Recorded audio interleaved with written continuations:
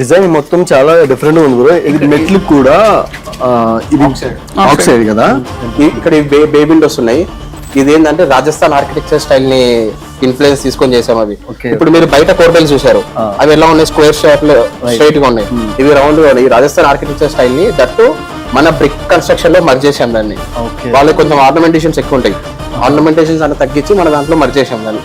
And నేను చెప్పాను కదా రాజస్థాన్ బే విండోస్ అని, దాని ఇన్స్పిరేషన్ తీసుకొని చేసాం. ఇది గ్రాండీ లుక్ అసలు కంప్లీట్ మీకు ఫ్లోర్ సైడ్ గ్రాండీ లుక్ అనిపిస్తుంది మొత్తం. రైట్ ఫ్రమ్ ఎంట్రన్స్ మీరు ఇక్కడ టర్న్ అయినప్పటి నుంచి మీకు కంప్లీట్ తెలుస్తూ ఉంటది. అంటే ఇది కంప్లీట్ ఏంటంటే ఇప్పుడు ఓపెన్ ప్లాన్స్ అనమాట.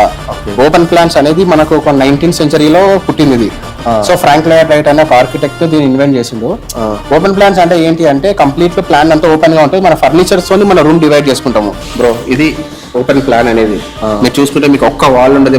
Kitchen, dining area, TV unit. నేను లోపలికి ఎంటర్ అయిన వెంటనే నాకు ఒక పాతకాలం వైబ్ ఉంటుంది చూసామా, అట్లా అనిపించింది.